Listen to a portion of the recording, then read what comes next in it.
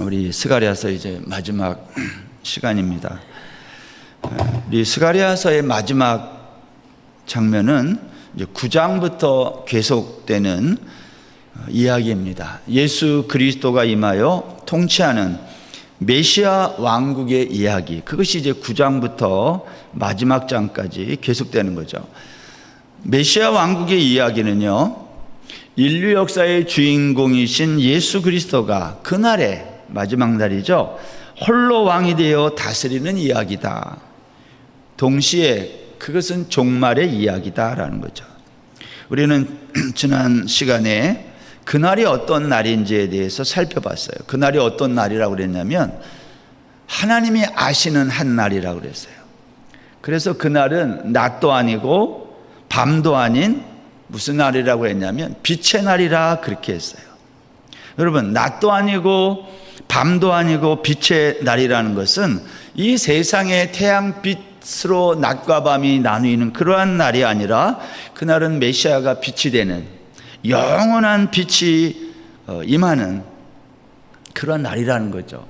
이 역사의 종말에는 이 영원한 빛의 나라가 시작되는데 그 나라를 하나님의 나라라고 부르는 거예요. 동시에 그날은 예루살렘에서 생수가 솟아나는 날이라 그랬어요. 그러니까 인류 역사의 종말의 날은요, 빛과 생수이신 예수님이 홀로 왕이 되어 다스리는 날, 그러한 나라, 그게 이제 역사의 마지막, 그리고 그 이후의 모습이라는 겁니다. 이제 이게 1절부터 9절까지 얘기했고요, 지난 시간에. 이제 10절부터 오늘 그 이하의 얘기인데요, 우리가 오늘 읽은 10절 말씀에 보면 예수 그리스도가 왕이 되어서 통치하는 그날이 어떤 날인지를 계속 설명하는 거예요. 10절에 보세요. 거기에 보면 온 땅이 아라바 같이 되되, 그러한 말로 시작했어요. 이 아라바 지도 한번 보여주실래요? 여러분 잘 보입니까? 이 팔레스타인 이 지역은요, 이렇게 이해하면 좋습니다. 남북으로 제가 설명을 할게요. 남북으로 맨 위에 갈릴리 바다 호수에서 사해, 요단강을 지나 사해를 거쳐서 저기 아카바만으로 흘러가는 이 라인이 있어요. 여기는 호수가 있고 계곡이 있고 그러한 지대예요. 낮은 지대다 이 말이죠. 그리고 이 낮은 지대를 좌우로 뭐가 있어요? 산악지대가 있어요. 왼쪽은 예루살렘을 중심으로 남북으로 이어지는 산악지대, 물론 중간에 이스라엘 평원이라고 하는 잠깐의 평원이 있긴 하지만 대부분은 산악지대입니다. 높아요. 그리고 오른쪽 편, 요단 동편도 왕의 대로가 지나가는 높은 길이 있고, 그 왕의 대로 오른쪽은요, 거기는 사막이에요, 광야.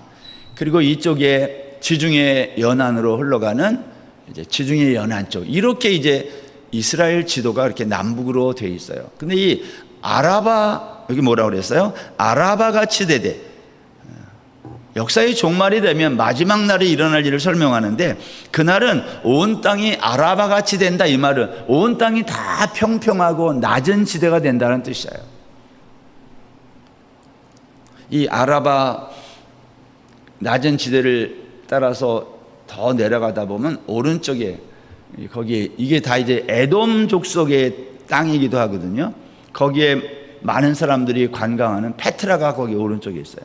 그 산악지대에 있는 그쪽 한쪽에. 근데 여러분, 이 아라바와 같이 된다라는 이 표현이 남북으로 가로지르는 이 낮은 지대, 이 광활한 평야 저 지대를 말하는데, 메시아가 임하는 통치하는 종말의 날에는 모든 땅이 왜 이렇게 낮아질까요? 이유가 있어요. 다 낮아지고 오직 한 장소만 높이 솟아요. 그게 어디예요? 예루살렘만 높이 들린다는 거예요. 10절 다시 한번 보세요. 온 땅이 아라바 같이 되되 게바에서 예루살렘 남쪽 림몬까지 이를 것이며 예루살렘이 높이 들려 그 본처에 있으리니 베냐민 문에서부터 첫 문 자리와 성 모퉁이 문까지 또 하나넬 망대에서부터 왕의 포도주 짜는 곳까지라. 온 땅은 다 낮아지고요. 게바에서 림몬까지 다 그렇다는 거예요. 여러분, 이 게바는 예루살렘 북쪽이고요. 림몬은 유다의 남쪽을 뜻하는 지명 이름들이에요. 그러니까 남북으로 예루살렘을 제외한 남북의 모든 이 광범위한 땅들이 전부 낮아진다는 거예요. 그리고 뭐만 높아져요? 예루살렘만. 그리고 여기 예루살렘에 있는 베냐민 문, 하나넬 망대, 왕의 포도주 짜는 곳 등등은요, 예루살렘 성의 각 지명을 표현하는 말들인데요. 역시 예루살렘을 제외한 모든 지역이 평평하게 된다는 의미로 사용되고 있어요. 그러니까 예수님이 임하시는 그날, 역사의 종말에는 예루살렘이 우뚝 높아져 온 세상의 중심이 되고 모든 나머지는 낮아진다는 거예요. 이해하시겠죠? 마지막 날 역사의 주인공이신 예수님이 오면 다 그 예수님 앞에 모든 세상은 낮아진다는 표현이에요. 이사야 선지자는 이것을 이렇게 말했어요. 이사야서 2장 1절 이하에 아모스의 아들 이사야가 받은 바 유다와 예루살렘에 관한 말씀이라. 말이래. 그날에 여호와의 전에 산이 모든 산 꼭대기에 굳게 설 것이요 모든 작은 산 위에 뛰어나리니 만방의 그리로 모여들 것이라. 많은 백성이 가며 이르기를 오라. 우리가 여호와의 산에 오르며 야곱의 하나님의 전에 이르자. 그가 그의 길을 우리에게 가르치실 것이라. 우리가 그 길로 행하리라 하리니 이는 율법이 시온에서부터 나올 것이요. 시온이 어디예요? 예루살렘. 여호와의 말씀이 예루살렘에서부터 나올 것임이니라. 마지막 날에는요, 시온에 예루살렘에 임하신 예수 그리스도께서 그 주님의 말씀이 온 세상을 통치하는 세상이 될 거다, 그런 말이에요. 그래서 예루살렘에서 그 율법이 나와서 우리들이 갈 길을 가르쳐 보이신다. 지금 그 날이 언제예요? 지금이에요. 역사의 마지막 그날이란 예수 그리스도가 이미 임하시고 다시 재림하실 때까지 그 사이에 있는 이 모든 역사의 종말의 시대를 살아가는 우리들에게 가르쳐주는 말씀인데, 예루살렘에서 말씀이 나와 우리들을 가르치고 다스린다는 말이에요. 그 말씀의 다스림을 받으면 결과가 어떻다는 거예요? 11절 사람이 그 가운데에 살며 다시는 저주가 있지 아니하리니 예루살렘이 평안히 서리로다. 그 말씀을 통해서 다스림을 받는 자들은 결과가 뭐예요? 평안이 있다는 거예요. 예루살렘에 거하면, 말씀의 통치를 받으면 다시는 저주가 없고 평안만 있게 된다는 말입니다. 사도 요한은요, 요한계시록 21장과 22장에서 그날의 모습을 이렇게 묘사했어요. 하늘에서 새 하늘과 새 땅이 내려오는데 그날에 하나님이 그의 백성과 함께 다시 함께 계시는데, 그때는 어떤 날이 된다는 거예요? 다시는 사망이나 애통이나 곡하는 것, 아픈 것, 이러한 게 다시 있지 않고 처음 것들이 다 지나갔다고 그랬어요. 처음 것이란 뭐예요? 오늘 우리가 이 세상에서 경험하는 모든 아픔과 슬픔과 고통들이 다 지나간다는 거예요. 여러분, 하나님의 나라는 어떤 나라냐면요, 우리가 지금 보고 경험하는 이 많은 아픔과 슬픔과 고통, 이런 게 다시는 있지 않는 나라예요. 여러분은 그런 나라를 믿습니까?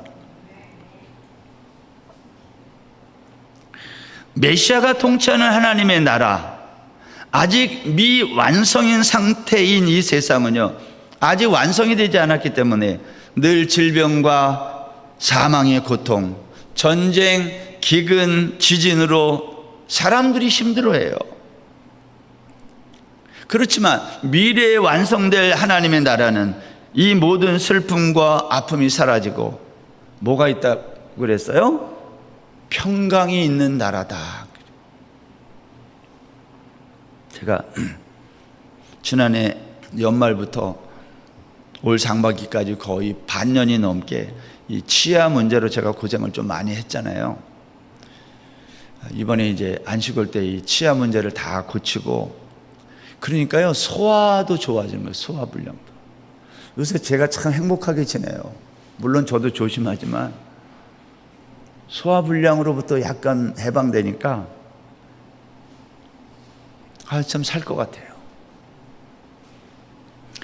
태국에서 여러 번 치과에 가가지고 치료받았는데도 안 낫던 게 한국에 가가지고 개인 병원, 그 병원 이름도 킴스 치과야. 마음에 들게.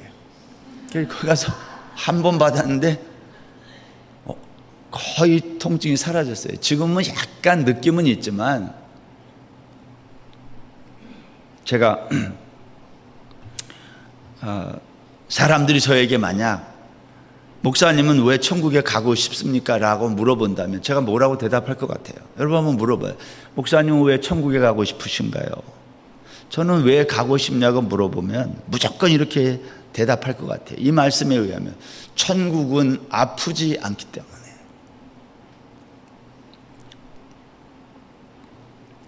여러분, 아프면 이 세상이 살기가 싫어요. 여러분 중에 다 아파봐서 알잖아요. 사람이 몸이 아프면요, 지옥이 따로 없어요. 여기가 지옥이야. 천국은 아픔만 없는 게 아니라 사망도 없고 애통도 없고 곡함도 없고 저주도 없다고 성경이 증언합니다. 여러분, 빨리 천국 가고 싶지 않아요? 근데 우리가 그렇게 빨리 가고 싶은 마음이 안 드는 이유는 뭘까요? 안 아파서 그래요. 아파봐요. 아유, 이러려면 주님 나 데려가세요. 이 말이 저절로 나온다. 여러분, 사람들이 천국에 빨리 가고 싶지 않습니까? 할 때에 아멘 하지 않는 이유가 뭘까요? 천국을 잘 몰라서 그런 거예요. 천국보다, 잘 모르는 희미한 천국보다 내가 지금 알고 있는 이 세상을 천국으로 바꾸면 될 것 같은 느낌이 드는 거예요. 그러니까 이 세상을 살기 좋은 세상으로 만들려고 사람들이 애쓰는 거예요. 그러나 여러분 기억하세요. 세상이 살기 좋은 나라로 지금 바뀌고 있습니까? 아닙니까? 한국 갔다 온 사람들은 다 이렇게 말해요. 진짜 한국 잘 산다 그래요. 선진국이 따로 없어. 제가 25년 전에 미국에 갔을 때, 그때 미국에서 있었던 좋은 것들이 있었거든요. 이거 참 태국이나 한국에 있으면 좋겠다 그랬는데, 지금 한국 가면 미국에서 그 좋았던 게 다 있어요. 더 많아요, 제가 보기에. 세상은 마찬가지예요. 다 살기 좋은 곳으로 만들려고 온 세상 사람들이 애쓰는 겁니다. 그래서 세상이 정말 좋아지고 있는 것 같아요. 근데 한번 질문해 보는 거예요. 그렇게 살기 좋은 세상으로 만들고 애쓰고 있는데 정말 세상이 살기 좋았느냐는 거예요. 이러한 세상에서 사는 사람들이 정말 행복함을 느끼고 있냐는 거예요. 세상은 좋아졌는데 사람들은 행복하지 않아요.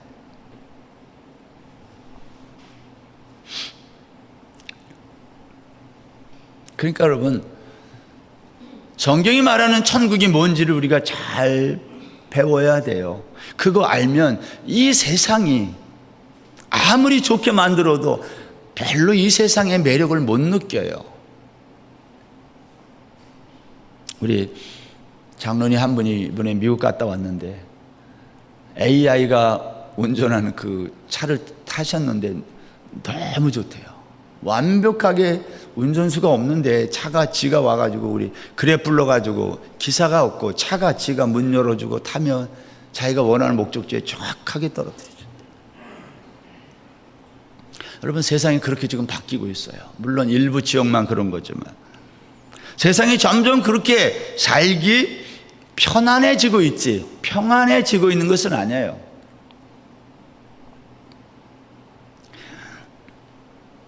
우리가 아무리 세상을 그렇게 살기 좋은 곳으로 만들고 애써도 세상은 편리해질 수는 있지만 평안해지지는 않아요. 오늘 본문 11절 보세요. 예루살렘이 평안히 서리로다. 이건 편안이라는 말이 아닙니다. 평안, 샬롬이라는 말이에요. 여호와께서 홀로 통치하시는 그날에는 예루살렘이 평안히 선다. 이 말은 예루살렘이 안전한 장소라는 뜻입니다. 오늘날 우리가 사는 이 세상은 아무리 안전장치를 만들고 애써도 늘 사고가 끊이지 않아요. 길을 갈 때, 차를 타고 갈 때, 집에 있을 때 마음을 푹 놓고 있을 만한 안전한 곳이 점점 없어지고 있어요.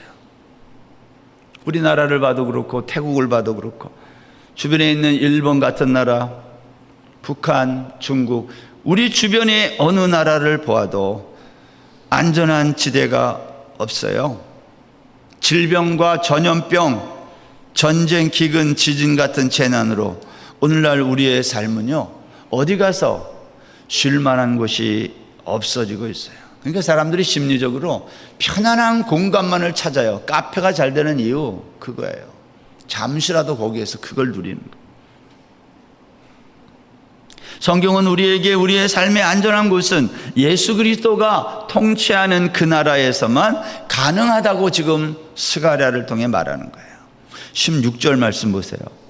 예루살렘을 치러 왔던 이방 나라들 중에 남은 자가 해마다 올라와서 그 왕 만군의 여호와께 경배하며 초막절을 지킬 것이라. 이제 스가랴가 16절부터 19절까지는요 이제 스가랴서의 마지막 본문인데요, 역사의 종말인 그날에 구원받는 하나님의 백성들이 예루살렘에 모여서 뭘 지킨다는 거예요?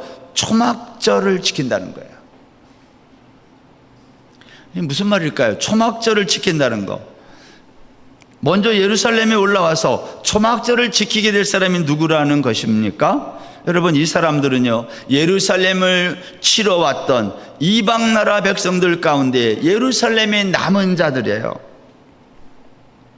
그렇다면 예루살렘을 공격하려고 왔던 이방인들이 어떻게 하나님을 경배하게 됐을까? 예루살렘에 있는 사람들 말고요, 예루살렘을 치러 왔던 사람들이 예루살렘에 와서 하나님을 경배하게 됐다는 거예요. 여기서 말하는 예루살렘은 단순히 지역적인 예루살렘이 아니라 예수님의 십자가 사건을 말하는 거죠. 예루살렘을 치러 왔던 이방인들이 십자가의 복음을 그곳에 와서 듣고 하나님이 백성이 되어 남은 자가 됐다는 뜻이에요. 이런 겁니다. 바울이 다메섹에 가서 예수 믿는 사람 잡아다가 옥에 가두기 위해서 예수를 핍박하다가 그가 뭐가 됐어요? 예수님을 만나고 제자가 된 것처럼.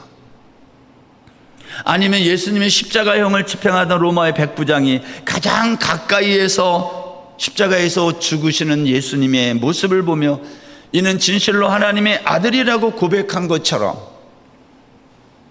16절에서 해마다 초막절을 지키려고 예루살렘에 올라오는 자들, 이 사람들은요, 구약의 절기인 초막절을 지키기 위해 예루살렘으로 간다는 의미가 아닙니다. 문자적으로는 그런 거지만 유대인들이 초막절을 지키기 위해 가는 얘기가 아니에요. 이거는 언제 일어난 일이에요? 역사의 종말에 일어날 일을 말하는 거예요. 그러니까 다 설명하는 거예요, 의미를.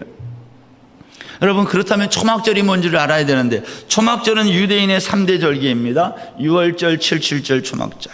마지막 절기가 초막절이에요.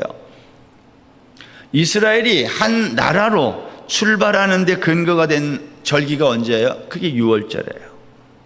그리고 그날을 기점으로 49일이 지나면 그걸 7.7절 오순절이라고 그래요. 이 오순절이 신약 성경으로 넘어오면 뭐가 생겨요? 그때 교회가 생겨요. 이 성경을 다 이해해야 되는데, 이런 거는. 자, 우리가 구원받았어요. 6월절이라는 절기를 통해서. 그래서 구원받은 사람들이 모여서 하나님의 교회가 시작된 거예요. 그게 성령 강림절이기도 해요. 그리고 그 사람들이 이 땅에 교회를 세워서 하나님의 백성들이 거기에 모이기 시작했어요. 그리고 그 교회에 성도들이 마지막 날, 역사의 마지막 날, 그럼 뭐 해요? 마지막 날 초막절기를 지키면서, 초막절은 뭐예요? 그들이 유월절을 지나서 광야에 나와서 지내던 광야 생활을 기억하는 날이에요. 초막절은. 광야가 뭐예요? 교회예요, 교회. 다시 말하면 초막절은 이 땅에 사는 성도들이 교회를 기억하는 절기. 마지막 날 이 교회는 어떻게 돼요? 초막절을 지키면서 광야 생활을 잘 마치고 가나안 땅에 잘 정착하게 된 것을 기억하는 절기. 근데 이 초막절을 지키기 위해 사람들이 예루살렘에 와야 되는데 안 온다는 거예요. 우리가 은혜를 받고 예수 믿고 구원받은 백성이 이렇게 된 사람들도 있지만, 어떤 사람들은 초막절기를 지키러 오지 않는다는 거예요. 어떤 사람들을 말해요? 이 사람들은 하나님을 거절하는 사람들. 이 사람들에게는 어떻게 하겠다고 말을 해요? 비를 내리지 않겠다는 거예요. 여러분, 초막절이 끝난 다음부터 이스라엘에는 뭐가 시작되냐면 우기가 시작돼요. 다음 해에 파종을 위해서 그때 충분한 비가 내려야 돼요. 이걸 이른비라고 그러잖아요. 충분한 비, 소낙비, 많은 비가 내려야 되는 거예요. 그래야 농사 질 수 있어요. 파종하고. 그래서 초막절기에는 제사장들이 뭐예요? 실로와 못에 가서 물을 기르다가 전제처럼 쏟아붓는 의식을 해요. 그것은 하나님이 우리에게 부어주실 이른비, 하나님이 우리의 농사를 축복하기 위해서 쏟아 부실 그 비를 생각하고 기념하는 의식이에요. 그리고 그 초막절이 지나면 이제 우기가 시작되는 거 아닙니까? 여러분, 요한복음 7장에 가면 예수님이 유대인의 명절인 이 초막절 절기에 끝날 예루살렘 성전에 올라가서 외치셨어요. 뭐라고 외쳤어요? 누구든지 목마르면 내게로 와서 마셔라. 나를 믿는 자는 성경에 이른 것 같이 그 배에서 생수의 강이 흘러나리라. 예수님이 왜 초막절에 이 말씀을 하셨을까요? 유대인들이 초막절이 뭔지도 모르고 그냥 의식만을 하는 거예요. 아무 생각 없이 예배 드리는 거랑 똑같아. 예수님이 이들에게 초막절기에 이 의미가 뭔지를 가르쳐 주는 거예요. 예수님 앞으로 믿는 자들이 받게 될 오순절 성령을 가리켜 지금 초막절기를 설명하는 거예요. 너희가 이제 오순절이 되면 성령 받고 은혜 받아서 교회가 세워지고 하나님의 나라를 이루어갈 백성들이 될 것이다. 그것을 뭐라고 설명했어요? 그 배에서 흘러넘칠 생수의 강이라 그런 거예요. 그래서 예수 믿으면 기쁨이 어디서부터 와요? 우리 속에서부터 막 넘쳐나는 거예요. 기쁨은 외부로부터 오지 않아요. 그리스도인의 기쁨은. 환경은 정말 어려운데 우리 안에서 넘쳐나는 기쁨 때문에 미친놈처럼 다니는 거예요. 실실 웃고 다니고. 뭐가 좋은지. 그게 예수 믿는 기쁨이에요. 우리는 다른 것 때문에 많이 기뻐하잖아요. 돈이나 생기고 뭐 하는 일이 잘 되면 그걸 기뻐하는데, 성경이 말하는 생수의 강이 흘러넘치는 기쁨은, 구원의 기쁨은 그러한 것이 아니라 성령께서 우리 안에서 역사하는 기쁨이에요. 사람들은 이 예수님의 말씀을 들은 다음에 어떻게 했어요? 요한복음 7장에 가보면 이 사람이 바로 그 선지자 그리스도가 아니냐 하고 사람들이 논쟁하기 시작했다고 요한이 증언하고 있어요. 여러분, 제가 지금 유월절 또 오순절, 초막절, 이스라엘의 절기를 간단히 설명했지만 이 절기는 전부 무엇을 설명한 거예요? 우리의 구원과 교회를 통해서 하나님이 하실 일들을 설명하는 유대인의 절기인 거예요. 여러분, 오늘 본문에서 스가랴 선지자는 초막절을 지키면 비가 내려가지고 풍성한 소산물을 준다는 뉘앙스로 말씀했지만 예수님은 그것을 뭐라고 설명했어요? 그건 하늘에서 내리는 비가 아니라 너희들 속에서 흘러넘칠 생수의 강, 성령이라고 말씀한 거예요. 그러니까 여러분, 유대인의 이 3대 절기는 전부 예수 그리스도를 증거하는 거지. 너희들 그 절기 지켜라 그런 말이 아니에요. 문자적으로. 유월절은 세상죄를 지고 가는 하나님의 어린 양의 희생, 그것 때문에 우리가 구원받게 된 거예요. 부활하시고 땅에서 40일 계시다가 승천하시고 열흘이 더 지난 다음 성령이 임하는데 이때가 오순절. 그리고 이때부터 뭐가 시작돼요? 본격적인 추수가 시작돼요. 우리는 이것을 종말의 날에 있을 하나님의 영적인 추수로 이해하는 거예요. 하나님은 농사의 절기를 통해서 우리의 구원을 설명하신 거예요. 그 마지막이 뭐라는 거예요? 마지막 추수기, 그 초막절이라 그래요. 여러분, 지금 이 시대는요, 복음이 아직 증거되는 시기이지만 남은 자들이 주께로 돌아오는 시기예요. 아직도 하나님의 백성들이 돌아오고 있는 이 시기. 이 영적인 추수가 끝나면 주님이 재림하셔서 우리가 주님과 함께 영원히 함께하는 거예요. 그러므로 초막절을 지키러 오는 사람들이란 누구예요? 열방에 있는 사람들이에요. 우리가 태국에 살지만 이 땅에 있는 사람들이 다 주께로 돌아오는 그날, 그걸 초막절기라고 그래요. 하나님이 남겨두신 이 사람들이 성령으로 예수 그리스도의 이름을 부르고 초막절을 지키기 위해 십자가로 나오는 거예요. 그 중에 한 사람이 저와 여러분이에요. 우리는 유대인이 아니에요. 극동 아시아 제일 이쪽에 있는 한민족. 우리는 유대인이 아닙니다. 이방인이에요. 근데 어떻게 우리가 이렇게 예수 믿게 됐어요? 종말의 날에 이러한 일들이 일어나는 거예요. 그런데 이 초막절을 지키려고 오지 않는 자들이 있다는 거예요. 우리처럼 이렇게 예수 믿고 이러한 사람들만 있는 게 아니라 그것을 거부하는 사람들도 있다는 거예요. 그 사람들은 어떻게 할까요? 하나님이 17절 보세요. 땅에 있는 족속들 중에 그 왕 만군의 여호와께 경배하러 예루살렘에 올라오지 아니하는 자들에게는 뭐를 안 내려요? 비를 내리지 않는다. 이 비가 뭐예요? 생수의 강, 우리 안에 계신 성령의 역사, 그게 없다는 거예요. 18절, 만일 애굽 족속이 올라오지 아니할 때에는 비 내림이 있지 아니하리니 여호와께서 초막절을 지키러 올라오지 아니하는 이방 나라들의 사람을 치시는 재앙을 그에게 내리실 것이라. 애굽 사람이나 이방 나라 사람이나 초막절을 지키러 올라오지 아니하는 자가 받을 벌이 그러하리라 아니라. 초막절을 지키러 올라오지 않는 자들, 십자가의 복음을 거부하는 자들은요, 하나님의 심판을 받을 자들이라는 거예요. 그 하나님의 심판이 어떻게 임한다는 거예요? 12절부터 15절이 그 설명했어요. 12절에 보면 심판이 이렇게 임해요. 사람이 서 있는 채로 살이 썩는 재앙. 서 있는데 살이 썩어요. 여러분, 사람의 이 몸은요, 사람의 살은요, 피가 돌지 않으면 썩어요. 제가 당뇨약을 먹잖아요. 우리 교회도 저와 같은 당원들이 좀 있지만 이거 왜 먹어요? 피를 잘 돌게. 이거 잘 안 돌면 몸이 썩는 거예요. 그래서 살아있는 채로, 서 있는 채로 살이 썩었다는 것은 살아있는 채로 죽음을 맛보았다는 말이 돼. 이거는 큰 고통을 말해요.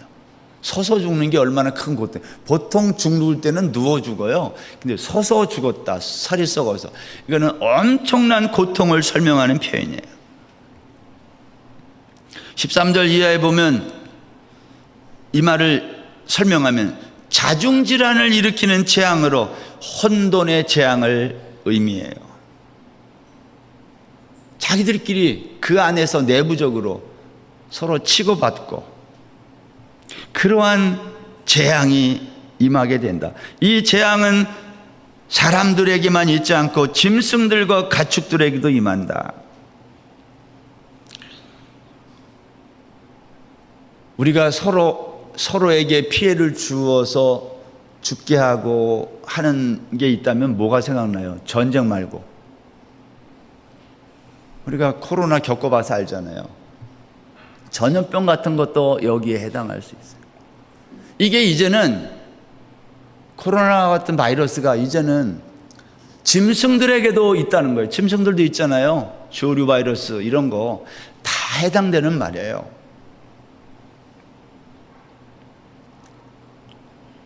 마지막 날 예루살렘의 초막절을 지키러 올라오지 않는 사람들, 십자가의 복음을 거부하는 사람들에게는 이러한 재앙이 임할 것이다. 그리고 마지막 20절 21절에 보면 예수 그리스도가 임하시는 그날의 특징을 한마디로 뭐라고 그랬냐면 성결이라 그랬어요. 다시 말하면 하나님과 함께 살아가는 나라는 어떠한 나라냐? 성결의 나라다. 여러분, 성결, 홀리네스, 성결이 뭐예요? 가장 거룩한 장소. 여러분, 이 땅에서 가장 거룩한 장소를 유대인들은 어떻게 생각했어요? 하나님의 성소라고 생각했어요. 출애굽기 28장에 가면 하나님은 모세에게 말씀했어요.